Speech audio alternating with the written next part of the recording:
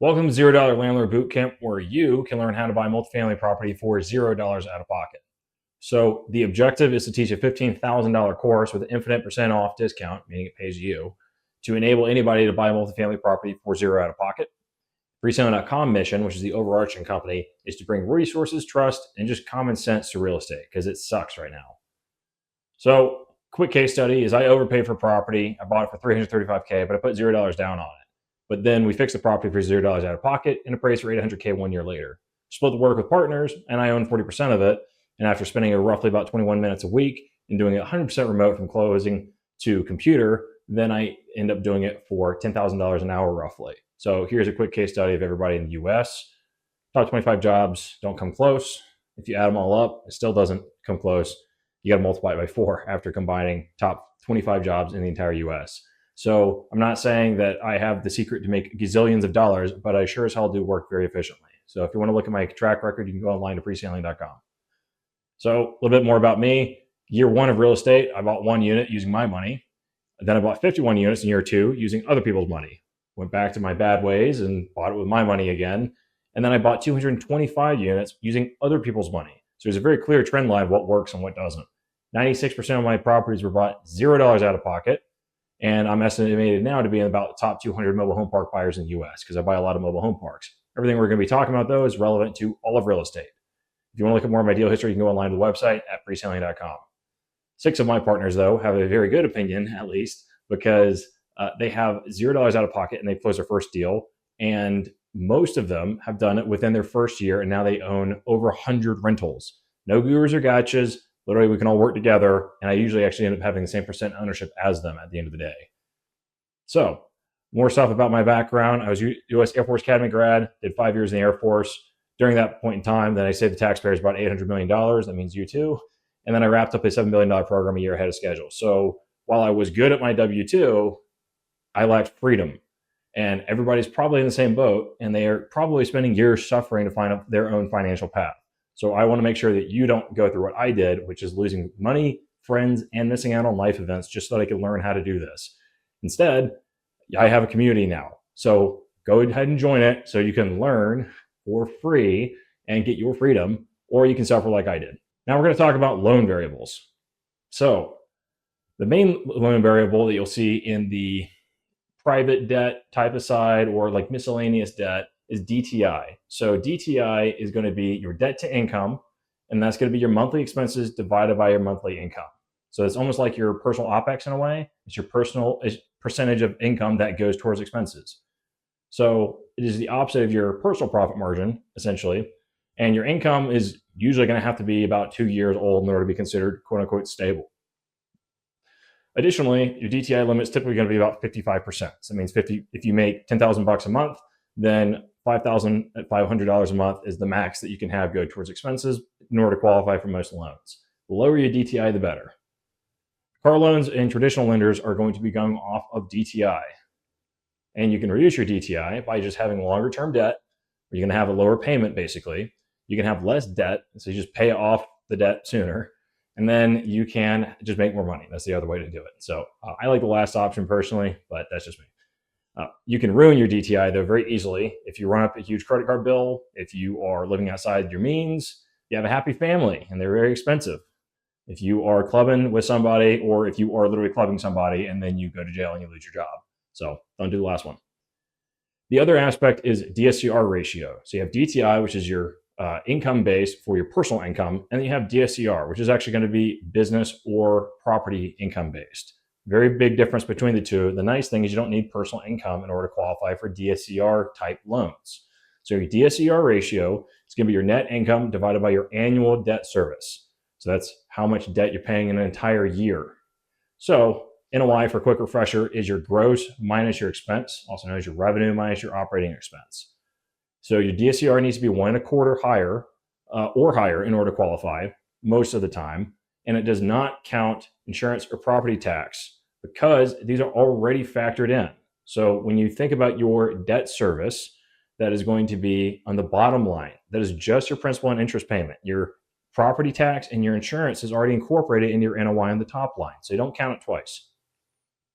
DSCR is going to be mattering for everything except for single family home lenders most of the time. They do have single family home DSCR products, but if you try to go buy an apartment complex, they're not going to go off your debt to income ratio. They're going to go off of the DSCR, which is of the property. So if I'm buying a property for $11,000 a year net income, and it has a bank loan for $7,000 a year, total principal and interest, then my DSCR ratio would be 1.57. So that's $11,000 divided by $7,000 equals 1.5 roughly.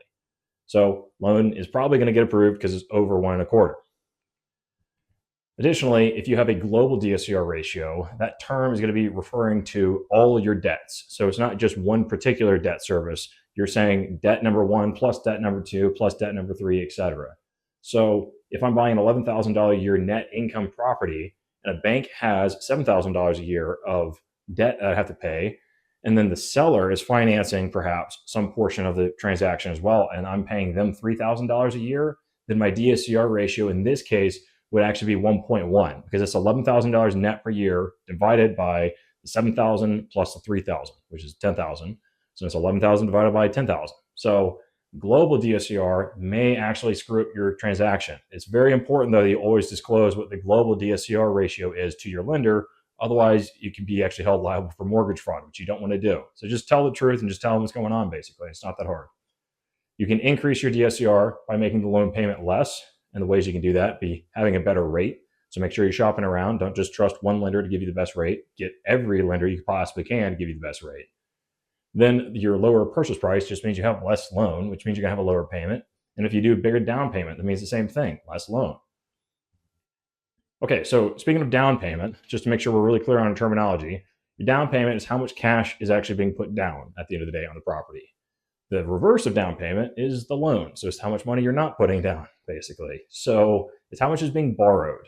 So a lender, like a bank, will give you a loan and they may say, we're only going to give you 80% of what you need in order to buy the thing. That means that if they loaned you 80%, then the other is 20%, which is your down payment. Loan to value would be exactly what we're talking about with the percentage. They will loan you 80%. That means that's an 80% loan to value. And they determine value based off the appraisal. LTC, you'll see this term sometimes, is loan to cost. And that just means something slightly different than loan to value. Generally speaking, the understood definition for loan to cost is the cost of the purchase price plus the rehab. Collateral is what is being protected against with the loan. So if I am lending money to somebody for them to buy a house, I'm going to use the house as collateral most likely. So more examples of this would be, for a house, if I am buying a house and I don't make the payment, then the bank can come in and foreclose on me. So the house is collateral. If it's a hostage situation, if you don't meet my demands, then I'll kill all the hostages. Additionally, I could just say, I'm not going to post the next video unless 90% of you guys are subscribed. So go ahead and go in the description below, join the community, go ahead and hit the bell for notifications and make sure to subscribe to the video and share it to your friends that you think can benefit from it. Interest rate is the annual rate of interest that accrues on a loan. So we'll get into the exact, examples of this in just a second. But if you see the term P&I, that's principal plus interest. So it's not just the interest, that's actually principal is being paid as well. The principal is your actual original loan amount. However, the loan amount is going to be paid over some period of time, and that is typically going to be referred to as the amortization period, also known as AM or amortization. So that is the period of time that payments are calculated over. So a 30-year mortgage has a 30-year AM, or also known as a 360-month AM. That would be another way to put it. It's just that times 12. IO is interest only, and that means that there's no payment of principal. It is just interest that is being paid. So a 100K loan at 10% IO means that you're doing 10K a year in interest payments. So if you break that up per month, that's like 800 and something. And then your prime rate is going to be the interest rate that is set by the US Federal Reserve. And this gets into like some macroeconomic stuff, but long story short, the government has to dictate where the prime rate is for other factors. And this impacts the ability for you to borrow money. So if the prime rate is at 7% and your lender is lending at prime plus 1, that means you're getting a loan at 8%. So there's Optimus Prime, and he is a $0 landlord probably too. Okay, balloon payment is optional to include in a loan, but you don't need it necessarily. Now, if you're a lender and you are the one lending out the money, you can do whatever you want. The other person doesn't have to accept it or not. But a balloon payment is going to cut off the loan after a certain amount of time. So for instance, if a mortgage has a 10-year amortization period and $100 a month payments and a 3-year balloon, then it would look kind of like this, right? The full remaining amount is going to be due after year 3. So year 1, they're going to pay $1,200. Year 2, they'll pay $1,200 total. Year 3, they'll pay $1,200 total. And then year 4, they're going to owe the full remaining balance all at once. Now, if you notice, it has a 10-year amortization. So we're calculating it as if it's going to be 10 years, but then we just apply a cutoff for the balloon at year 3 in this case. Full remaining balance will be due with balloons. You can technically do stages with your balloons and say, well, 50K is going to be owed at this point, 50K here. But usually when you see it, it's just going to be the full remaining balance is due. Okay, a lien, if you hear this term, is just a hold against a property until a debt is paid. So it's almost kind of the same synonymous with a loan, but it's just saying it's a hold against the property. So for instance, a first position lien can be anything, a court judgment, it could be unpaid contractor, can put a lien against your property for work that you haven't paid them for. So make sure to pay your contractors. Local counties usually are going to be taking precedence over this, though, for anybody else, and they're usually going to be in first position. So that's like unpaid property tax bills, typically. Or, if you have fees for not mowing your yard and it gets really out of control and they got to come in and hire somebody to cut it, then the county might actually put a lien against your property, which has to be paid off before you sell that property. Lenders will also be having lien positions on there. Again, remember that the county liens usually take precedence over anything else. But a bank would just have a first position lien against your property because they lent you money on it. So you borrowed money. If you don't make it payments, again, they come in and they take the house back. Second position liens. This is a little bit riskier because if a property were to go bust, then there's just less money to go around for everybody else. So if you're the first person to get paid back, you have a higher likelihood of getting paid back in full. If you're the second person, you have slightly less likelihood, and so on and so forth. So a second position lien, a very common example, is a HELOC. That's a home equity line of credit. So a lot of times people will have a property for their primary home usually, and it appreciates in value a lot. And they say, you know what? I would like to take out some of that equity. I got $100,000 equity in my house. Let me get a HELOC against it. So they take out a second position loan against their property, and then they turn around and give them a pile of cash, and they can go do whatever they want with it. They can invest, etc. So HELOC is a very, very common second position lien that you'll see. Seller financing can happen as well in second position. So I can buy a property with a bank for 70% of the loan amount, and I can do a seller for 30%. And in theory, I can get in for 0% down. Finally, third position liens are almost always too risky. If you're in third position, you're not in a really good spot. So this is typically going to be rare that you're going to have any lender ever even want to touch this. But if you do happen to land financing, it's going to probably be at an insanely high interest rate at this point because it's just considered too risky. Again, it depends on the property. It depends on the deal. It depends on who's working the deal. But usually it's going to be the third person in line as the property owner. And the property owner doesn't technically have like a lien against it. It's just the third in line to get paid in the event of bust, essentially. And after first and second are clear, then the third would take precedence, fourth, fifth, sixth, so on and so forth. Again, you're usually only going to see first and second, though. So we have recourse debt, which is where they can hold you personally liable if you don't pay a loan. And that can and probably would bankrupt you if you screw up a transaction really bad.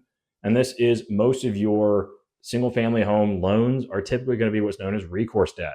So it's if you are signing something called a personal guarantee, then you are personally guaranteeing that I will pay off that loan. Otherwise, you can come take the property and sue me to make sure that I pay off that full amount. Makes you very unhappy.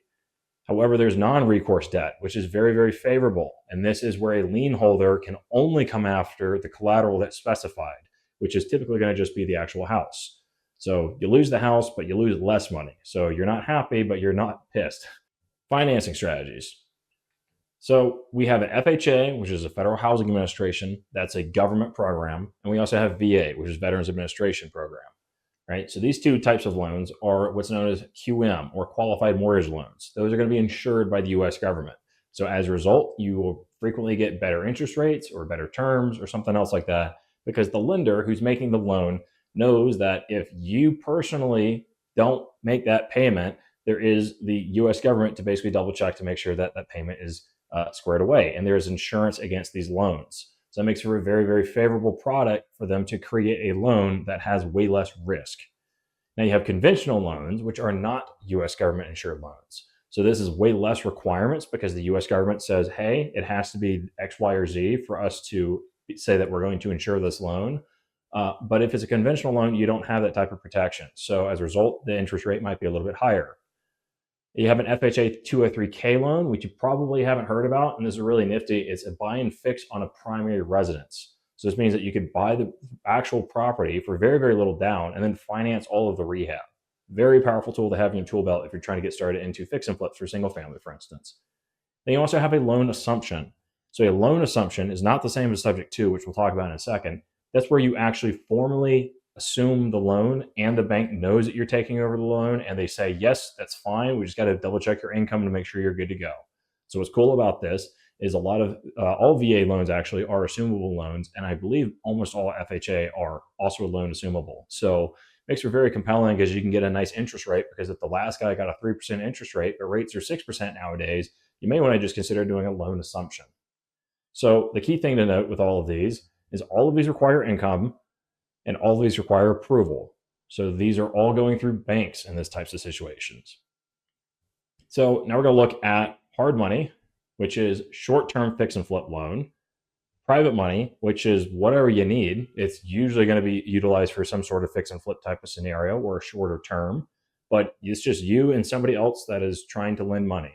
And the difference, by the way, is hard money lenders typically have the exact same loan product and they're just trying to do the same type of loan, which is usually going to be fix and flip on single family, right? It's going to be a very short time frame. They want their money back quick. And they want to make a little bit of money at the loan origination fee and they want to make some good interest on it. But private money, you can be a little bit more custom with. Your DSCR loan is going to be something that is based off the property's income. That is not based off of your personal income. That's based off the property's income. A bank statement loan is going to be based off of alternative documentation. So that's saying if I can't necessarily prove I have good income, but I actually do have good income, then I would need to use a bank statement loan. So if you're buying, let's just say, a couple of revenue streams and you have some revenues coming in, but it's younger than 2 years old, a bank may say, you know what, that doesn't pass our normal program, but we can look at your bank statements to verify you actually do have that income and that it is stable and predictable. Also, you have syndication or joint venture partnerships, and that's just where you're raising capital with other people in exchange for ownership. All of these do not require income personally, but they do require approval at the end of the day. So you have to go through somebody else on the outside in order to make it work. So here is a quick chart. This PDF is going to be available for download on preselling.com, probably just for early access members at first, but I'm going to make sure I give it away all of it for free eventually.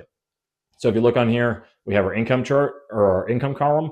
We also have our term, which is typically going to be 30 years for most of these products I was talking about. And then your interest rate, these are approximations. Everything is subject to prime rate at the end of the day. Everything is subject to change, but hopefully this gives you a rough guideline of what things look like. So now let's talk about some cool things with internal funding. So the most obvious one is cash, straight up cash, no debt. Right? There's no debt whatsoever. I just have $100,000 and I'm buying property for $100,000. I don't have to go to anybody for permission. Then there's seller financing. So the seller acts as the bank and it's the lien holder essentially, and you have a mortgage with the seller. So a buyer is just going to make payments to the seller, and then the buyer owns the property, but then they still owe the money to the seller. There's contract for deed, which is very, very similar to seller finance.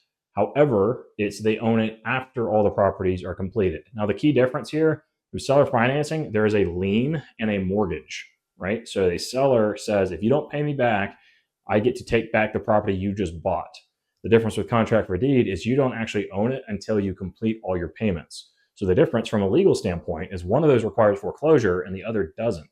So contract for deed is actually really cool to do if you are the seller on a transaction, because if somebody makes a mistake and they don't make their payment, you can, instead of foreclosing on them, just take the property back and basically rip up the contract. Subject to is where a buyer owns the property and the loan stays in the old seller's name, but then the buyer makes the payments for them. So the downside with subject to is that it can be called due immediately without any notice by a bank. So that is completely up to the lender on how they want to handle this. So again, if I'm buying a property, normally it's supposed to have all the liens paid off. However, it's just against the actual loan policy to not pay it off at closing, but I could just go ahead and buy the property and not pay off that loan and just keep making the payments. So it's up to the lender to figure out if they want to say, hey, the full remaining balance is due. The reason why this works most of the time is because lenders make their money off of interest payments. So they want you to continue making those payments. They don't want to come in and foreclose. But if I give them any excuse to, or if the bank decides to change their mind in the future, you can be stuck owing hundreds of thousands of dollars immediately without any notice. And anybody that's buying a bunch of properties with 2% interest rate subject tos, if they make all their money off of interest payments, wouldn't it make sense to say, hey, it's time that you need to refinance because this isn't your loan, right? So be very careful if you're doing subject to. Don't have too much of your portfolio allocated to subject to properties. Make sure you're being very careful so you could refinance back out if you need to, or at the very least, sell the property. Then you have master lease with purchase option. So this is where a buyer is leasing the property and they're basically just renting it. And if they are leasing the property, it is a master lease, so they can do whatever they need to. You can come up with whatever terms you want to put in that lease. And then you have the option, but not the obligation. You have the option to buy the property at some point in time in the future for whatever you guys decide to agree on. So rent to own is a same thing, essentially, just with a $0 option price. So I'm saying if I rent for 10 years or 20 years, whatever it is, if I eventually own the property at the end of the day, that's more or less the same thing. But the key thing to note here is you might not have to really do a down payment, which is incredibly advantageous if you can lease a property and then have the option to buy it at a certain price. If that property goes up in value, then you're going to be making a lot of money, essentially, because if I get something that I'm leasing for whatever, $1,000 a month, and I have the option to buy it for $200,000, but if that property appreciates to $300,000, I can sell that option for basically $100K roughly, maybe a little bit less. So I can have the benefits of property appreciation without actually even owning it. I can just rent it instead. So this is incredibly useful if anybody's trying to get into their very, very, very first property and they're trying to find a place to literally live in for themselves. This is actually a really good strategy you can implement. It's just do an option to buy it in the future at whatever purchase price you decide to offer. And if you save 5 years in the future, you could just maybe, let's say it's listed for $400K. You'll say, hey, I'll buy it for $420,000, but I have the option to do that at any point in time over the next 5 years. So you're giving the seller more than what they actually asked for, but in 5 years, it's probably worth a lot more than $420,000. All right, tenant in common buyout. So this is a very interesting and nuanced one. This is where a buyer is going to purchase a percentage of the property, and this is usually because there's like multiple owners on the actual property. So if I'm buying something from 4 people and they all have 25% ownership because maybe they inherited it from a grandfather that passed away or something like that, I could actually buy out 1/4 of that property from one person. I can just buy out all of their shares, essentially. So this is very powerful because if you don't have all 4 people agree on a certain action, nothing gets done. So if somebody has 40 owners on property, it makes sense to maybe try to run around and buy 30 of the owner's shares, and now you own 3/4 of the property, but they're probably going to sell it for a lot cheaper than 1/40th per person. All of these do not require income, and they do not require approval from an outside agency, which is nice. It's just you and the seller. You two figure it out. You don't have to go to anybody else for approval. Here's another chart here. So again, the interest rate is subject to change, and LTV is approximate here. So if you notice your master lease purchase option, I kind of said at 100% LTV. It's technically not debt because you would just have the option to buy it in the future, not the requirement or the obligation to. But it really is just your security deposit is all you get in for at the end of the day. So whatever you and the seller decide to is fair for a security deposit, that's what you can end up doing. Now we're going to talk about some advanced strategies when you combine a couple of these together. So you have hybrid, which is a seller finance plus a subject to. So that's the buyer's making the seller's loan payment to the first position lien holder, which is the bank. And then the second position is the seller. It's also kind of known as wrap mortgages. It's more or less the same thing. Seller carry is when a bank or somebody else is in first position and then the seller is in second position. So again, that's with the bank's awareness though. So the bank knows about this, so they understand the global DSCR ratio is whatever it actually is, 1 1/4, 1.5, etc. You have cross collateralization, which is if I'm buying a property, then I'm going to secure it against something else. So that would be if I'm buying property A and then I am putting a lien against property A and also property B, perhaps. That's essentially what I could be doing with cross collateralization. They have the Morby method, which is actually not really good. Morby method is bank is in first position, seller's in second position, but the bank doesn't know that the seller's in second position. And this can get you blacklisted or even convicted for mortgage fraud because you are lying to the bank through omission by not telling them that the seller is in second position. So frequently this will happen after closing or immediately 2 seconds after you close. And it's just super unethical. And it's also literally illegal in most instances. It's just the bank's not going to chase you down most of the time. But we will start to see instances over the next couple of years as banks say, you know what, that's not cool. You went bankrupt because you lied to us. So now we're going to sue you into oblivion. So be very careful and make sure that you're always telling the bank about everything you're doing. If you don't, you can and probably will at some point in time have the bank come after you. So this is incredibly bad. Do not do it. Pace Morby's a really smart guy, but man, this is like the worst thing to put his name on. So a method that I do put my name on is the Bartlett Method. And this one is really cool. This only works for mobile home parks and it can get you in for zero, if not negative down payment. So what it looks like is you have a bank on first position on just the land, and then the seller is first position on just the homes if you're buying a mobile home park with the homes as well. Banks don't like to lend on homes, which is why this is really important that you want the seller to be the one to lend on the home. Then you put the seller on second position for the land. So if you do this correctly, you can actually have a negative down payment and the bank knows about it and you're not liable for anybody coming after you and it's completely ethical and you can sleep very well at night. Again, with all of these, they are going to be combining strategies. And the nice thing is that they all do something really cool. So you go turn your go-go-trons into go-go-go-trons, basically. So here's a quick chart on that for your quick reference. Some of these are various for interest rate. It's just whatever the multiple combinations of your interest rates are going to be. And your loan to value ratio, if you notice for Morby method, it's 70% plus 30% is typically how it's done. So that gets you in for 100%, but it's illegal to do it that way usually. If you do Bartlett methods, you can get in from 93% to potentially over all your actual purchase price, so 105% loan to value, but you do it the right way and the bank knows about it. Again, Morby method is useful to know, but you should not do it. It is highly not advised you do it. Consider it the restricted section. Here's how to win by default via negotiation every time, because odds are you're probably just approaching it the wrong way. So, would you buy my car for $1 billion? Odds are probably not. I don't care what the car is. If I did 0% interest over a 30-year term, you probably also don't want to buy the car. If it's $0 down, then you probably also don't want to make the payments because that's a crazy high sticker price. But then if I said $0 a month, 0 down, 0 interest, then what's the risk at that point, right? So then actually you could potentially want to buy my car for $1 billion. So would you buy a property that's worth $400K for $500K? If you do it for 0 down, maybe. If you do $300K profit in year one, maybe, right? So most people don't understand that terms can matter more than price. You can win on price or you can win on terms, but you got to win on something, because if you're not winning on something at the closing table, you're not really actually doing anything productive at the end of the day. You're just going to lose. So again, price versus terms can matter more.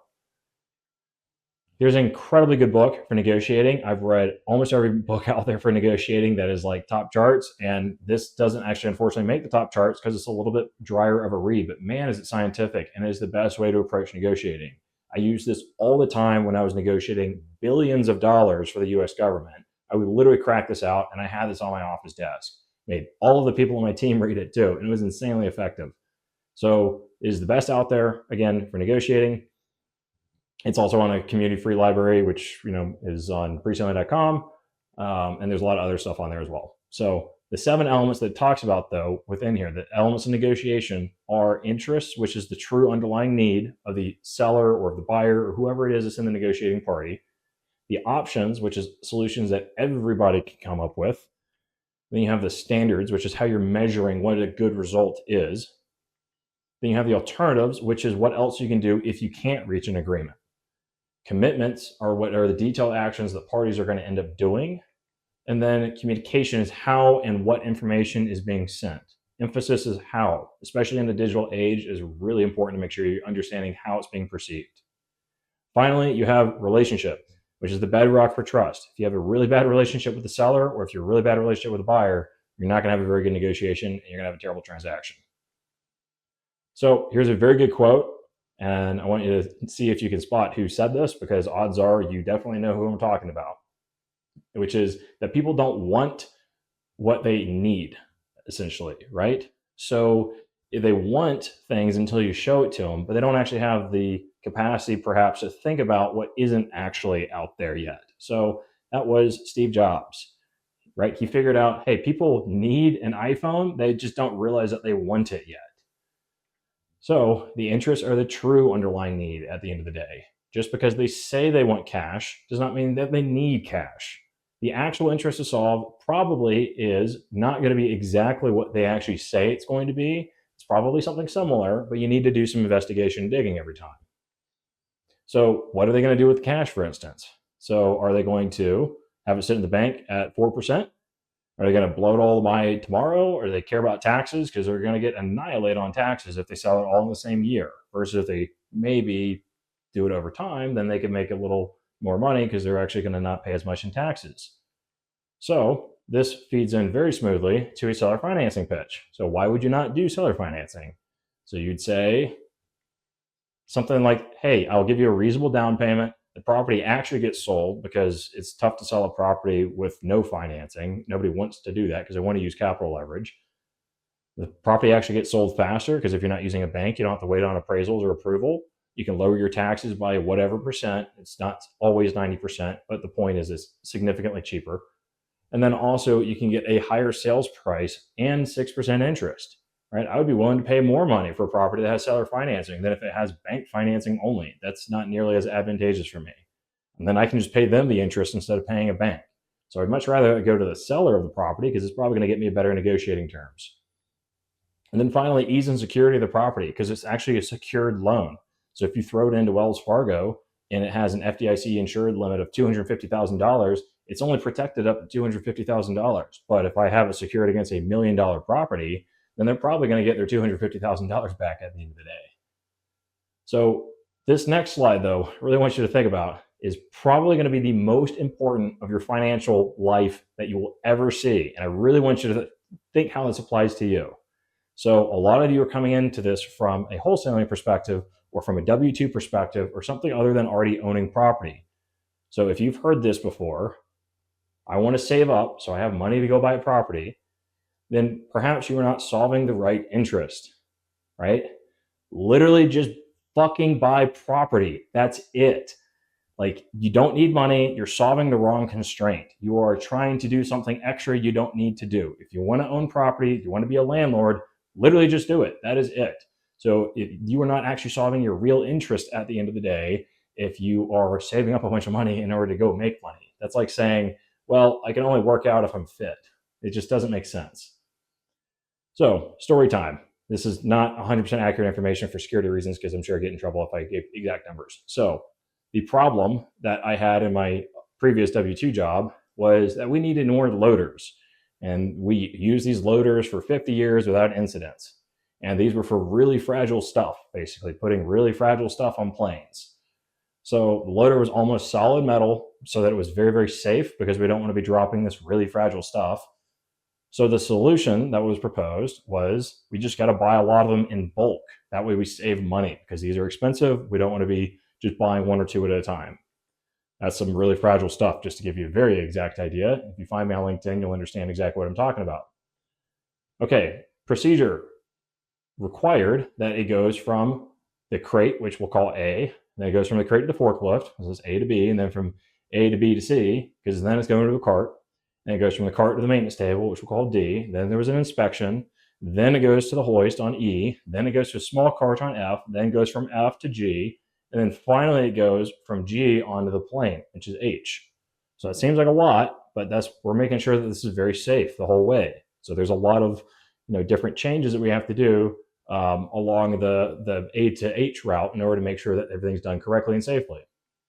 So this is what it looks like before. We have everything on the left side of the column. Dollar per unit shows you what it is. Units worldwide is an approximation of whatever those particular items were.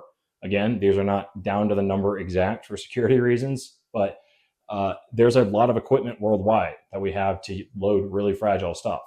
So the total program cost for all of these types of things, if we add up every single piece of equipment worldwide, is about $835 million. And it takes 7 moves to get from A to H, and then it takes about 42 minutes. So again, remember, we wanted to do this faster so that we can end up having it faster and cheaper, so that we can have, and while maintaining safety, so that we can actually load more of these fragile things onto the planes. So we were able to solve this by solving the correct interest. So it was cheaper. So we did a new G design with AutoCAD because it's not from 1960s, and it used 80% less material. Also, there was a new design for A, which used reusable plastic. It was also safer because that plastic was vibration proof compared to wooden crates. The 7 required moves got turned into 2 moves because we just investigated the procedure and figured out it actually wasn't required to do it that way necessarily. There's also a lot less risk of breaking stuff during a move. It's also a lot faster because we changed the procedures. We were able to go from 42 minutes A to H all the way down to 14 minutes A to H. And then we just interviewed the inspection team, and it turns out that, yeah, they can inspect on G, but it takes twice as long. So here's what it looks like after. So we went from $835 million all the way down to about $60 million. And we cut out almost all of the FUD, which is foreign stuff, basically. It's just like a term for foreign object debris.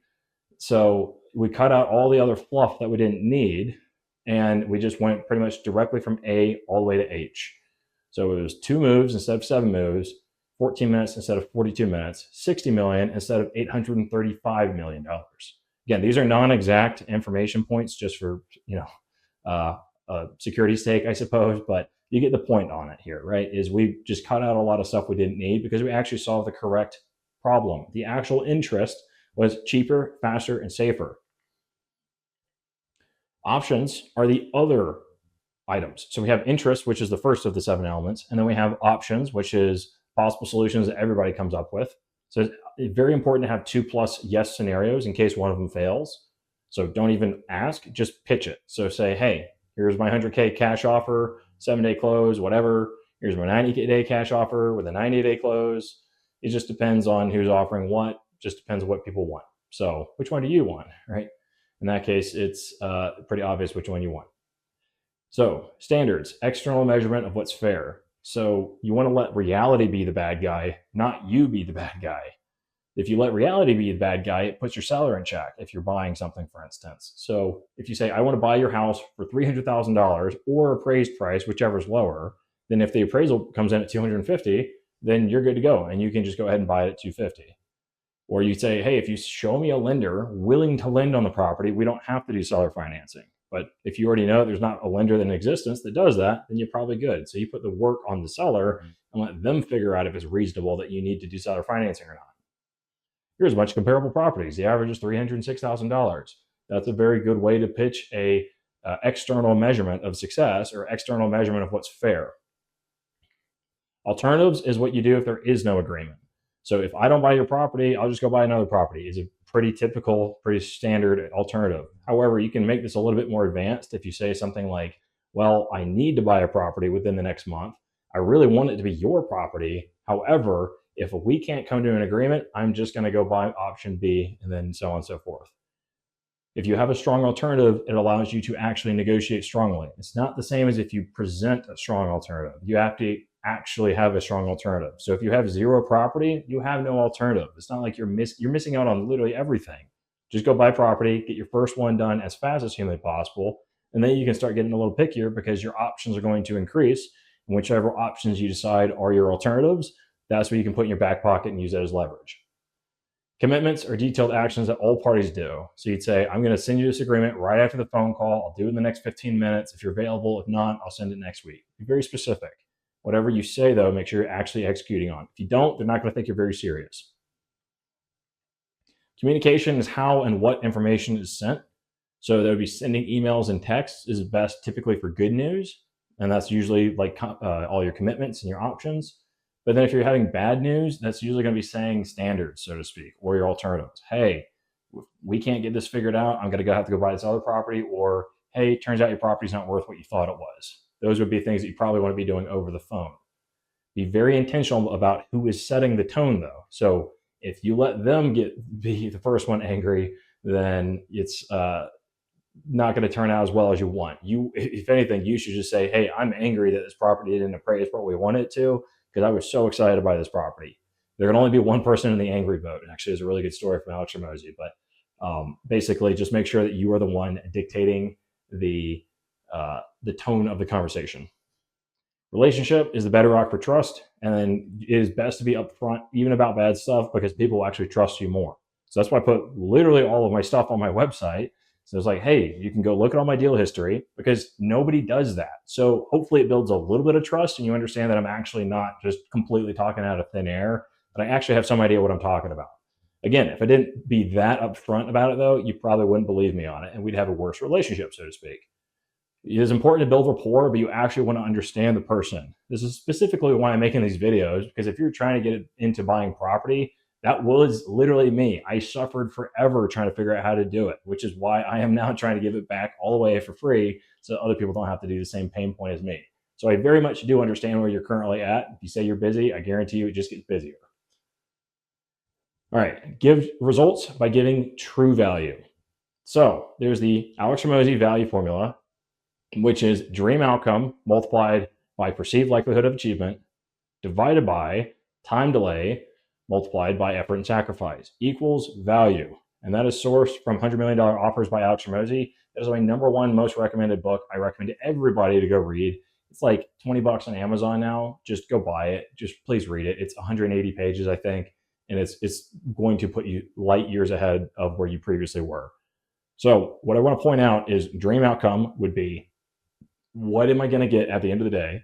Perceived likelihood of achievement is, how likely am I actually going to get it? Time delay is, how long do I have to wait until I get it? And then effort and sacrifice is, what do I have to do to get it? So let's look at a couple different examples here. If we're finding a deal, then how close do you come to pro forma, which is the future state, or the ARV, so to speak? So how close are we actually getting to it is our dream. The likelihood is, are you kind of or very certain on your numbers? The time is, how long until we get a payout?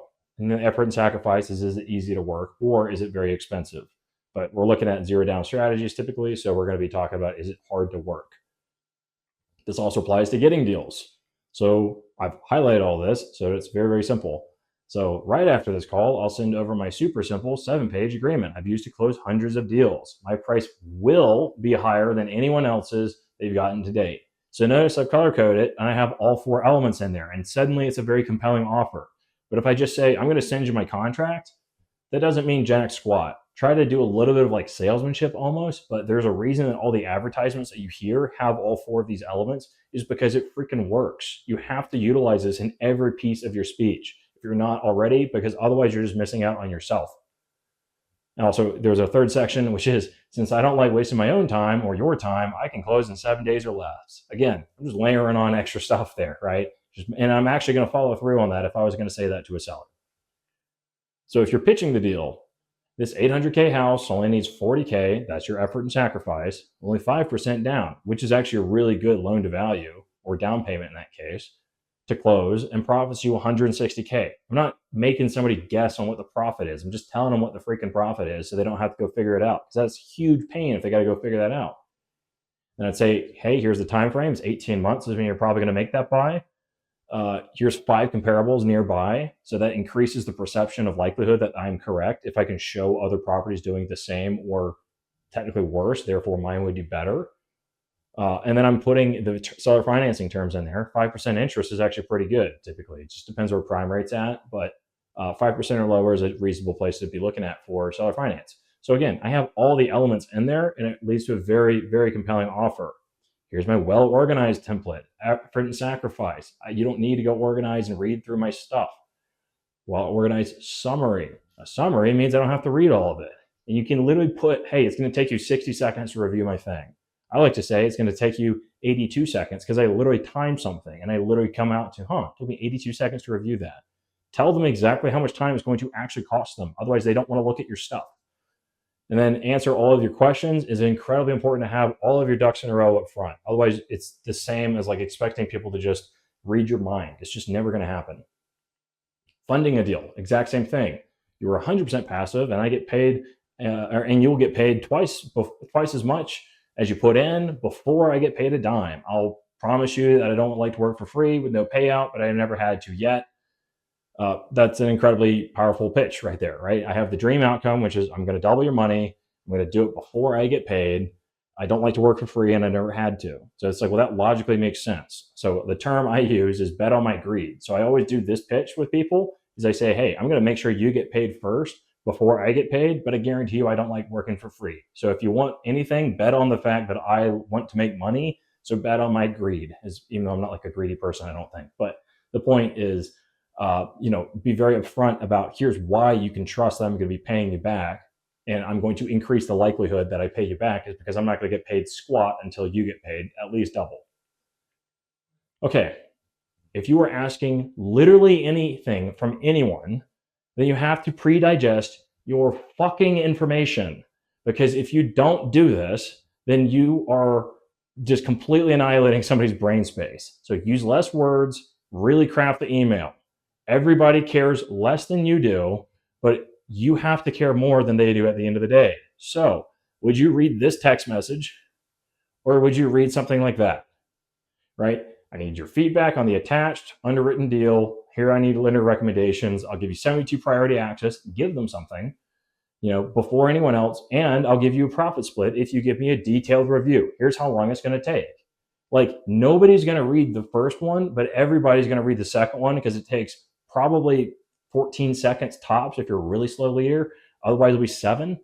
So just put all of it in a format that people actually can interface with. Otherwise, if you're wondering why you're sending out a bunch of text messages or emails, you never get a response back. This is literally the reason why. You have to go pre-digest your information and make it easy for people to utilize. So use the value formula, and then you'll get results. Concept review and practice problem for module 2, which we have a practice problem, and it's really good. So question 1, what is the DSCR formula and what does it stand for? That is going to be your NOI divided by your principal and interest payments of your debt payment, and it stands for debt service coverage ratio. What are the external funding types? External funding, where you're going to an outside authority in order to get approval for funding, would be stuff like syndication, FHA, conventional, VA, FHA 203K, hard money, private money, DSCR, bank statement, loan assumption. Lots of different ways to do it if you're going outside of the deal. Now, if you're staying inside of the deal, that would be called internal funding. So what are the internal funding types? That would be cash, seller financing, contract for deed, subject to, master lease purchase option. And then there's also tenant in common buyout, which is a really rare and nuanced one, but that's a fun one too. You don't have to go outside of the transaction necessarily to do things. What is the difference between seller financing and contract for deed? I get this question a decent amount. So with seller financing, the buyer officially owns the property, but with contract for deed, the seller technically is the owner of the property because it's contract for deed. So after they complete payments, then they get the deed. So a little bit of a distinction on that. However, it is still fully legally enforceable as a contract for deed. It's effectively the exact same thing. It just is how fast can the seller foreclose on the property versus instead they can just rip up the contract and say, this guy broke the contract. Key distinction, apologies. All right, advanced funding strategies. So it's going to be looking like hybrid, seller carry, cross-collateralization, Multifamily method, and Bartlett method. There's other ones out there as well, I'm sure. These are typically the ones you're going to see most of the time. I would highly recommend if you're buying a mobile home park, use the Bartlett method. Hit me up directly. I'm the guy that came up with it. We got negative down payment. We've done that a lot. We do Bartlett method all the time, and it's a great way to finance your mobile home parks. And the bank knows about it, so you're not going to be held liable for mortgage fraud. Multifamily method, though, will probably land your ass in jail. So be very careful about it. And maybe it doesn't happen today, but if you go bankrupt in 5 years and they go back and they investigate and they figure out, oh, hold on, then you had a seller in second position, but you didn't tell us, they absolutely could do that. You just don't see a lot of cases of that nowadays, but you probably will see more and more cases over time as people start to default on their mortgages and not pay them. Okay, what are the definitions of interest? So that is going to be your true underlying need. Again, it's what is the actual problem to be solved, not what they say the problem is. It's probably very similar, and it's probably about the same, but it doesn't mean for a fact that just because somebody says that they want something, they actually need something. And if you want to buy a property, what should you do?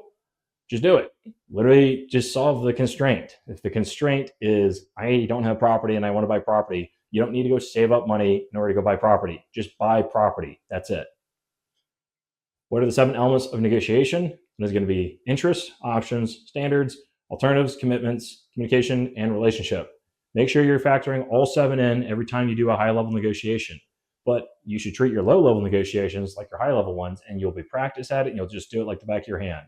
This is how I got $1 billion plus saved for the government. Do this. I swear it works. I had $800 million saved on one project and we got stuff done a year ahead of time on another. This is literally the best way that you need to structure all negotiations. All right, what is the Hormozy value formula? That is going to be value equals dream outcome times likelihood of achievement divided by time delay times pain and sacrifice. So if you don't have all aspects in anything you're talking about or any pitch, you are selling yourself short and you are not going to get the results that you want. Giving an example, anything's fine. Just make sure you're including all 4 aspects. Okay, so today's practice problem is located on preselling.com, right there in the QR code, and it's got some math-based stuff, and then it's also got an example for value formula. I have both hints, and I also have a solution guide right next to it. It's 100% free. Just go on the website, just go to preselling.com, go into the training section.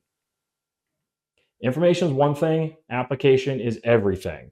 There are weekly events going on in the free community Discord that if you haven't already joined, you are missing out and you are not getting the practice that you actually need. It's great to know things, but it's not going to get you there. That's called shelf esteem, is when you're just paying for stuff or you're just learning, versus it's better to have actual self-esteem by actually being good at stuff. So make sure you're practicing. If you haven't learned anything or you haven't thought about anything differently, your parents must love you for being very teachable, your significant other loves you for being a good listener, and your kids love you because you clearly have all the money in the world that you need. Otherwise, you need to pay me. Here's how you can pay me. You can give me 40 seconds of positive feedback or negative feedback. You can also send this video to somebody that you think would benefit because maybe they can be your business partner. If you can teach them, just send them the video. It's a lot quicker. You can subscribe for time-sensitive exclusive resources that I'm going to be coming out with very, very shortly. And you can also join the community. We do networking, events, resource drops, deals, all sorts of stuff. And we're doing something special for our earliest joining members. So you can also send me $15,000 for the course if you want. Just kidding. Everything's free. Go on preselling.com. You get 100% of the resources you need.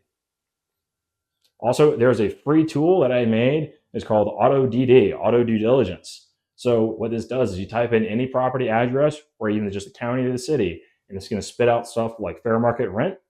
What is the risk level for FEMA, hazards of earthquake, hail, hurricane, everything else like that. I don't know if you knew, but actually a lot of areas in Texas are in the 99th percentile of risk, but people buy there anyway, which is crazy. So it also spots things like wholesaling laws. Do you even know if it's legal to wholesale in that state? It spots things like landlord-tenant laws. Is it legal to evict somebody over X, Y, or Z? This will tell you literally everything in about 30 seconds, and it's 100% free. I made this myself. Please go use it because I think it's a pretty cool tool.